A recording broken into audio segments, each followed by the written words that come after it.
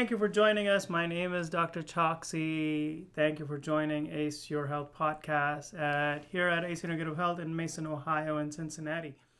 Today we have here Miss Kaylee Koozer, and you guys have seen her before.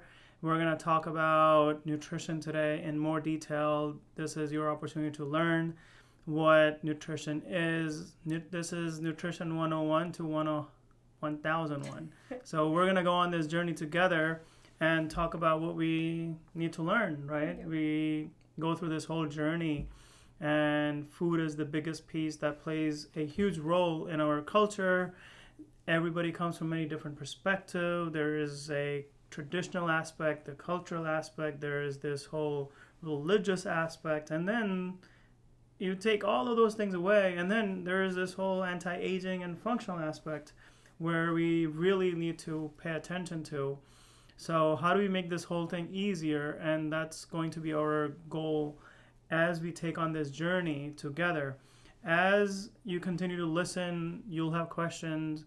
We want you to write those questions down, text us, email us, or just put them down in the comment section here, and we will get to them, make a video on it if we can. Otherwise, we'll reply back to you and let you know how we can assist you and help on your journey.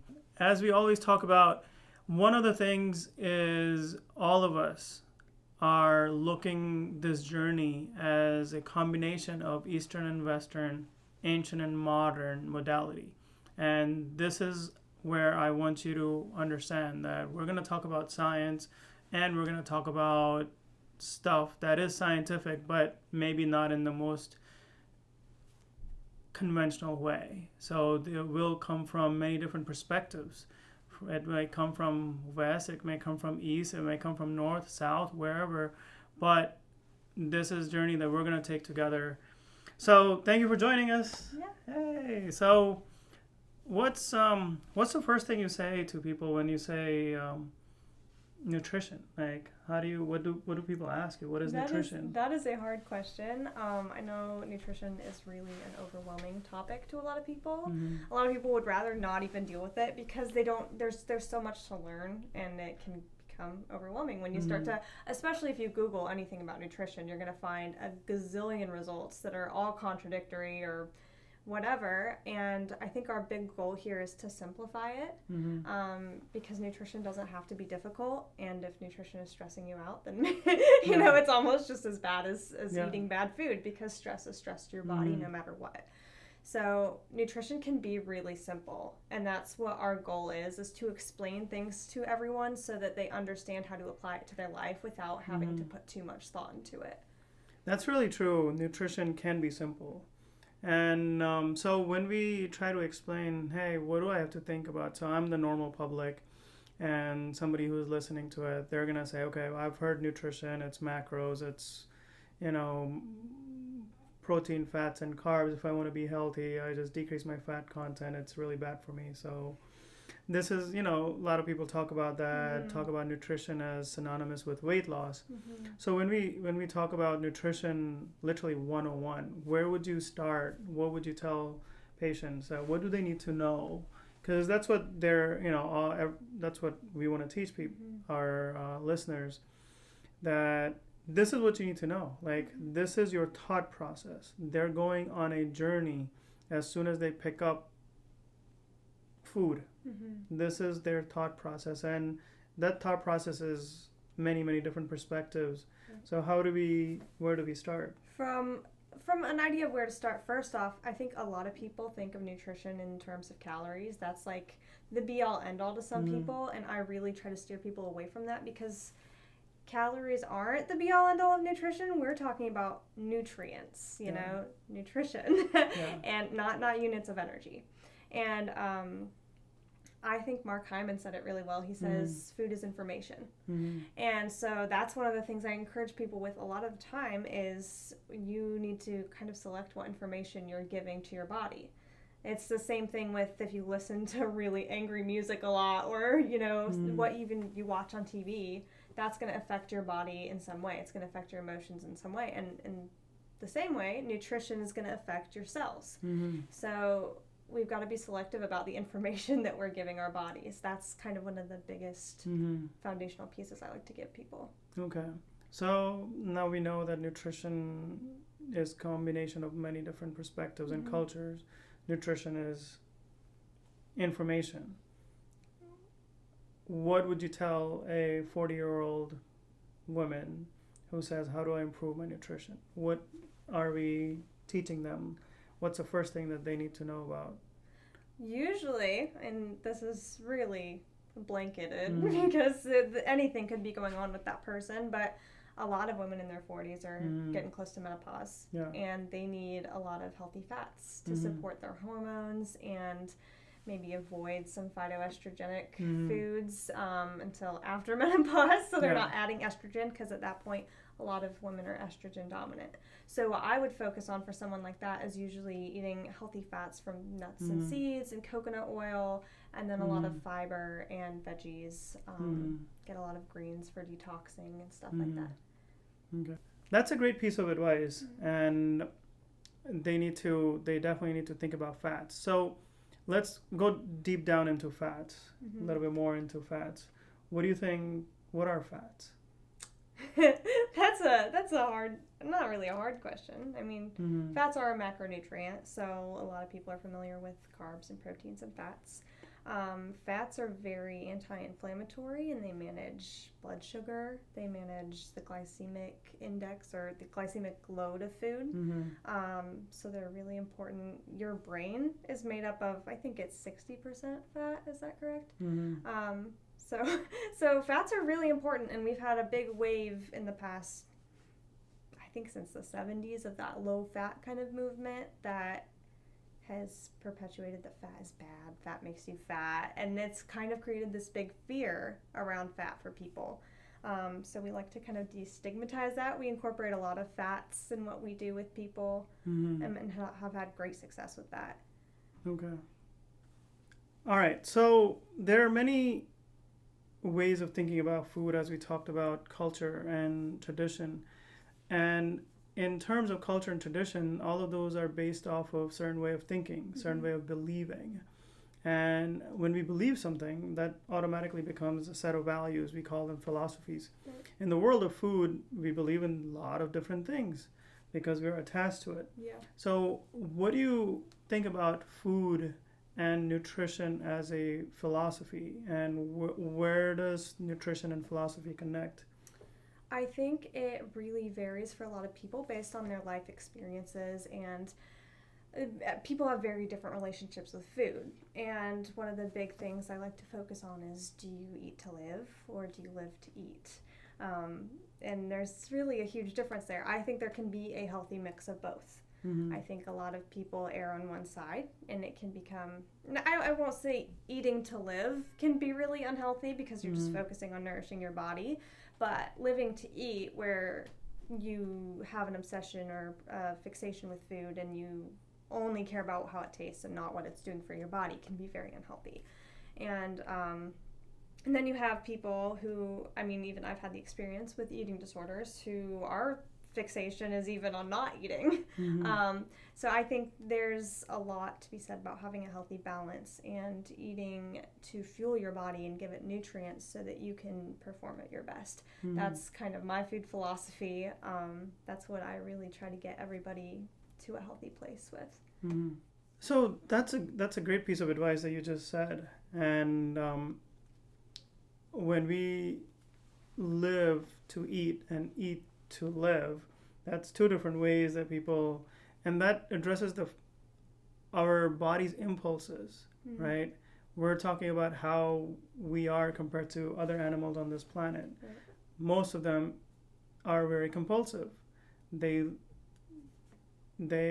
operate based off of their impulses, and we have the ability to make decisions, and nutrition is one of those decisions that we make on a every single day basis because we have a really interesting relationship with it. Right? Just like any other person, when we have a relationship with other people, we also have a relationship with food. So when we talk about that from that perspective, it makes total sense of what you said. That's really interesting. So tell me more about your food philosophy, like your kind of approach. I know we have very similar approaches, but Yeah, so when we look at food, and when we are looking at this whole concept of where food comes from, food is information, food is energy, food provides some sort of nutrients, they vibrate at some level, and they're energy. And energy has electrons. And when they go into your body, they do things. In harmonizing food with a human body, one must understand, or what I believe is that we have to understand where food is coming from and what is the energy that the food has. A tall, slender plant, like a bamboo plant that we have right there, that has a tall, slender energy. It grows in certain seasons. And then some other foods will grow in other seasons, and they may be spread out, right? Like ginger or turmeric or something that just spreads. So there's a different sort of energy that it has. When we use our body is mix up of different tools. Our hand is a tool, our stomach is a tool that does something. And our body constantly wants to be in harmony, yin and yang, in a balanced state with wherever it exists in its environment. If the environment is cold, it will heat you up. If the environment is hot, it will cool you down. Right. So body's always trying to do this balance of managing its nutrients and hormones and the processes that at which it uses up protein, fats, and carbs and other nutrients. So in the body, when we look at nutrition, and when we're thinking that you have a certain goal and you want to get somewhere with your body, then one of your senses, which feeds into nutrition, is adding all kind of food. And once we understand where that food is coming from and how it matches with your lifestyle, so that's a little bit of customization where we are looking at, it becomes very easy for pretty much everybody when we understand who we are. Right. Are you a long and slender and thin person, or are you a stocky and just a stocky person, or are you an obese person, or are you anorexic, or what's going on with your body? You may be disproportionate. Some part of your body are bigger than the others. Maybe it's because of genetics or whatever. So once we understand that what type of energy that we are carrying, then it becomes very easy to add that type of food. And when that type of food goes in, then it becomes, we get into this state of harmony with the environment, with the nature, and then within ourselves. Right now we've added, we can go on the route of processed food, but let's talk about processed food, right? We have the ability to make decisions. We're not impulsive, and the world of processed food, what do you think how does it affect? What do you think it does to the human body and the psyche of people? Well, first off, most processed, packaged, refined food is pretty nutrient poor. So there's sure you'll get calories, and like I was talking about earlier, like we're focused more on nutrients with nutrition. So you're definitely going to get calories from processed food, but there's not a lot of nutrients in it. And so what's going to happen is you're going to get what we call empty calories, which is basically just nutrient poor food, and it's not really giving your body the best information. Sometimes it's genetically modified. A lot of times it's going to be really high on the glycemic index. It's going to spike your blood sugar and create a lot of acidity in your body. And acidity causes inflammation. So our real focus is reducing inflammation. That's really a foundation of what you're doing here. So how does somebody know what is a processed food?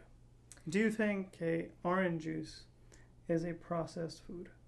Basically, I think from definition of processed food is anything that's not in its natural state. Mm-hmm. So orange juice is not in its natural Mm-hmm. state. Its natural state would be a whole orange. Mm-hmm. So really, anything you buy out of a package is going to be processed food, with the exception of maybe something like lettuce that's in a package. Mm-hmm. But even then, if it's chopped, it's still processed in a way. Mm-hmm. It's lost some of its nutrients because it's been cut apart Mm-hmm. and the nutrients have started to pour out. So Yeah, so do you know how many people know about how those nutrients are lost?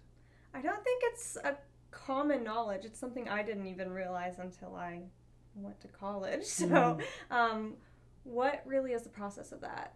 So in the when you have let's say an orange, or if you cut it open and you let it sit out, you'll see a color change. Mm-hmm. When you squeeze that juice out, you drink it right away, there is some type of taste. But then if you wait for 3 hours and drink that same orange juice that's been sitting out, it tastes different. If you take that orange juice that you just squeezed, you put it in the refrigerator and drink it after 3 hours, that's different than the other orange juice that's been sitting out for 3 hours. Right. So in nature, all of these, it's a live organism. There are bacteria in there, there are microbiome that's in there. The nature has protected itself with a cover, which is the skin of the orange. When we open that, now these enzymes become open to the air. The vitamins that are stored inside it, in the fluid compartment in there, they also become exposed to air. They get exposed to light, and they also get exposed to temperature change. So we know that our enzymes and our bacteria have a processing speed. There is a speed at which they process stuff. So if you, just like a speed at which you run, like literally, some people are faster than others, there is a speed at which enzymes convert and produce, and bacteria convert and produce. So as soon as we get them exposed to air, the speed changes. The banana starts becoming darker, the apple starts becoming darker, the nutrients are now getting escaped in the air. They are deactivated because there is oxygen in the air, which was not getting exposed when the skin was surrounding it. So because the skin surrounds and protects the apple or the orange, the oxygen from the natural environment isn't touching it. The nitrogen from the atmosphere doesn't touch it. And nitrogen, oxygen, and other inert gases that we have in this environment, they all now start interacting with vitamin B, vitamin C, whatever else those vitamins that are micronutrients and phytonutrients that are inside the orange. So as soon as they get exposed, they change it. Now the taste changes. So the fresher or the earliest you consume that product, the taste is different compared to the how much we wait on it. So things that are sitting around on a shelf at Kroger, Walmart, any grocery stores, they're inside a freezer. So that freezer has certain gases. The plastic containers are not impermeable to gases, so now they're interacting with it. The juice itself was made in a factory and moved all the way down to the freezers in these grocery stores. There was a time it was exposed to different light because the container isn't light protected. It's not UV light protected either. So it's a plastic container. So there's a lot of things that changes the actual taste to make it nutrient less, because the major nutrient that it has, all the vitamins, they get deactivated. They go away. So that's pretty cool. That's pretty cool. So how many people can tell right away when they pick up a bottle or when they go to store? How can you tell that this stuff is processed and it's not? Like instantly, what's the first thing they need to look at? I don't know. Okay, I so don't know quite how to answer that question. I mean, if it's processed and there are multiple ingredients on it, then you know it's very perfect. processed. Yeah, exactly. Yeah. If it's one ingredient, it may be fresher than something else. Even with orange juice, it probably is going to have preservatives in it, which is going to tell you it's not super fresh because they needed to preserve it with something. Yeah, that's exactly right. I completely agree with you. That processed food will have some other ingredient in it, something else in it. And if it looks natural and it tastes different than if you pick up something that's right in front of you, if the taste has changed, then something has happened to it. Right. Whether you know that or not, Right. something has happened to it. Okay. So that's what we were paying attention to in the world of processed food. So that's pretty cool. So we talked about how we're looking at nutrition from different parts of the world. Different cultures have different food habits. They are grown in different parts. Right. You talked about how we need to pay attention to food for life, or living with food and with intentions and with information, because the food is giving us that. Right. What are the 3 things that you would say to since we're talking about a 40-year-old person, what are the top 3 things you tell them that they can go home today and pay attention to? I think a big and really foundational place to start is focus on whole foods. So like we just talked about processed foods and stuff, making your foods at home. Basically, if they have to be processed, because if you chop a vegetable, it's in some way it's processed. But doing that from the whole vegetable, you're the one who processes it. You know, so you know that there's no additives. Like cooking from scratch is really, really an integral part if you want to get healthy, because you know what's going into that food and you know how fresh that food is, and you can't really tell as much with something that's in a package.